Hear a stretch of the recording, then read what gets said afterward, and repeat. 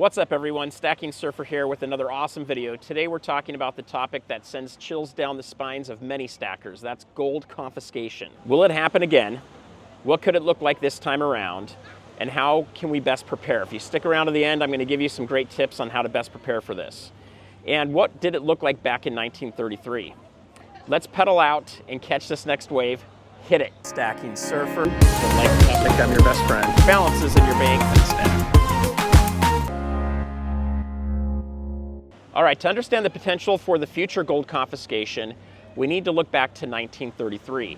During the Great Depression, President Franklin D. Roosevelt signed Executive Order 6102 or 6102, which required Americans to turn in their gold coins, gold bullion, and gold certificates to the Federal Reserve in exchange for $20.67. At the time, a gold coin said $20 on it, so they got a little bit of a benefit there. This drastic measure aimed at stabilizing the economy by increasing the money supply. So violating this order could result in hefty fines or even imprisonment. People had to hand over their gold, but there were a few exceptions. Now, just to clarify, guys, they didn't come door to door, they didn't come to your house, they didn't knock on it, they didn't try to pull gold away from people's hands. Many people felt that it was also a patriotic duty to follow. But like jewelry, and certain coins deemed to have collectible value were not confiscated, they were not required to be brought in. By 1934, the price of gold was raised to $35 an ounce, devaluing the dollar and effectively boosting the Federal Reserve's gold standings, okay, and value. So just to understand that for a second there, you turned it in for $20.67, and shortly after that it was valued at $35. So everybody that turned it in took a huge debasing to the new money that they traded in. So that's something to keep in mind. If this ever happens again, you got to think through that, because that is something that can definitely affect you guys. So will it happen again? The idea of gold confiscation today might seem far-fetched, but it's not entirely out of the question. Governments could theoretically resort to such measures in extreme economic crisis, and right now we're seeing some pretty crazy situations out there. However, the context is different today than it was then.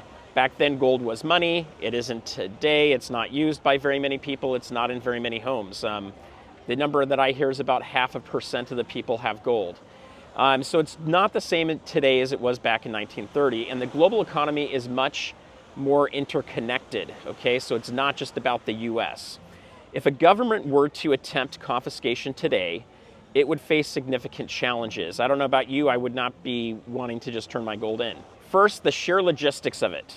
Gold is now held in various forms, from coins to bars to ETFs. Some of it's stored at home, some of it's stored in safety deposit boxes, either private or in banks. Get yours out of the bank if it's in there. And then also in vaulting storage facilities, okay? Second, there's the political and public backlash. Can you imagine hearing that things are getting confiscated again? I think that's not going to show up very well in the news. Modern day confiscation would likely be met with strong resistance and legal challenges. Now, the exception to that could be the news might say that people are hoarding gold and they're making it so that the government cannot shore up itself. You know, they could make some kind of excuses up like that. So, you know, we'll see. We don't know. According to an article from International Man, there are several key reasons why gold confiscation might be considered again. Governments facing economic collapse view gold as a valuable asset to back their new currencies or stabilize the economy. The US and EU, for instance, could benefit from increased gold reserves to maintain global financial power. Let that sink in for a second there. So what could gold confiscation look like in the 21st century? It might be a direct seizure like 1933, but probably not. I think it's going to look different than that. Instead, governments could impose heavy taxes on gold. That could happen through transactions, that could happen through holding it, that could happen through IRAs.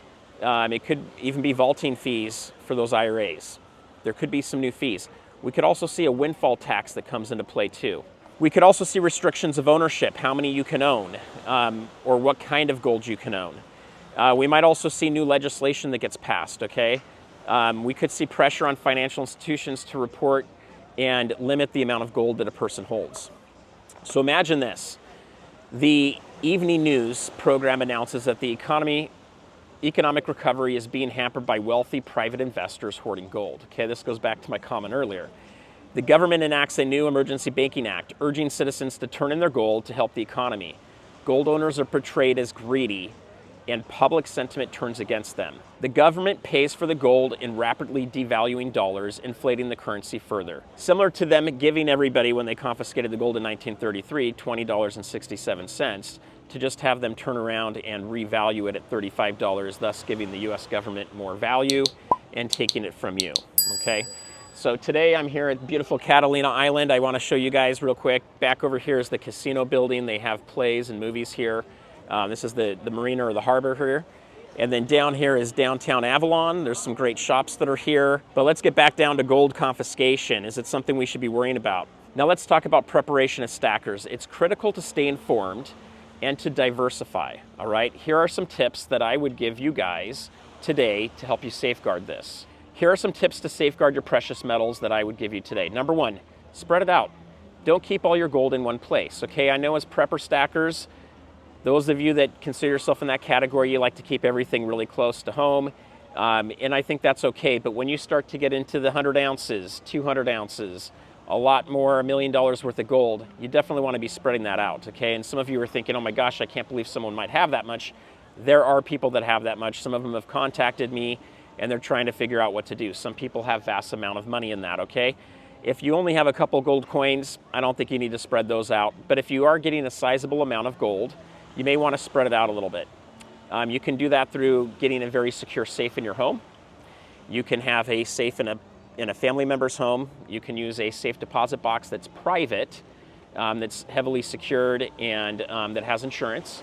You can also get a vaulting facility which will have insurance, and if you're doing that, I like to go for the vaults that have segregation, where it's your own metals that are stored in a separate container than just being pooled. However, there is a play for buying pooled metals. A lot of times you can get it a lot cheaper, and you might be able to move in and out of them a lot quicker too.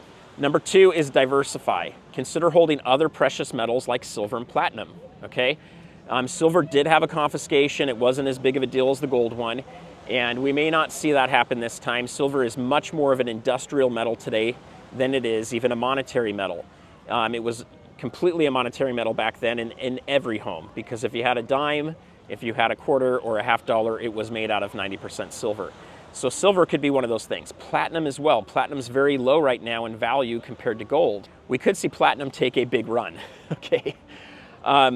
So that's another one that you could look at. I would stay away from the other metals personally. I don't really get into those other ones, but that's another way you could go for it. Stay informed, number three. Keep up with economic news and government policies. Knowledge is the best defense. So we've got some new bills trying to be put into the House right now that could eventually make its way to the Senate or into other bills about making it so you don't have to pay capital gains on the sale of gold and silver. That is a significant bill. If that gets passed, we need to talk about what that means and what is that going to do for us. Number four is privacy. Be discreet about your holdings. Don't go around telling everybody how much gold you have, where you store it, or even silver for that matter, or platinum. Keep it to yourself. However, I do show my face, and if my neighbors see me, they're going to find out that I do hold precious metals. That's why I vault a lot of it off-site. But even with that said, I don't go around telling people how much I have. I don't go around showing you my entire stack, okay? I do try to keep that as private as I can. Legal preparation. Have documentation and legal strategies ready in case of confiscation. Having formal receipts. Having legal advice from your attorneys is very helpful too, as well as advice from your accountants. So if you have a lot of money in precious metals, I do think you should talk to your attorneys. I do think you should talk to your accountants and ask them, what happens if there's a confiscation? Do you want to keep some of it offshore in another country so that it's a lot harder for it to be confiscated? Those are different things to consider and look at. So remember, history doesn't always repeat itself, but it often rhymes. The lessons from 1933 and the insights from the modern analysis teach us the importance of being prepared and staying vigilant. Whether or not gold confiscation happens again, being a savvy stacker means planning for all possibilities. So guys, look, I want to thank you for coming out with me today. I've got a couple videos here that I think you'll like, so check those out as well. But thanks for riding this wave with me, guys. I'm the Stacking Surfer. The reason I have that name is I think we're about to see the biggest and largest gold and silver waves of our lifetime, maybe even in the last century. So stay around with me. And if you haven't done so, hit the thumbs up That'll let the algorithm know that you guys enjoyed the video. And if you haven't done so, hit the subscribe and bell icon. That'll notify you of the next videos that I do.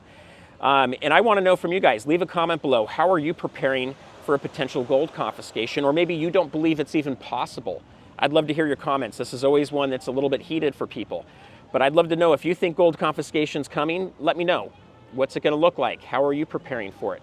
If you think there's no way gold confiscation is going to come, I want to know why you think that's true too, when we've done it multiple times in the past. So, and it's happened in many countries. But until next time, guys, keep it cool and peace out.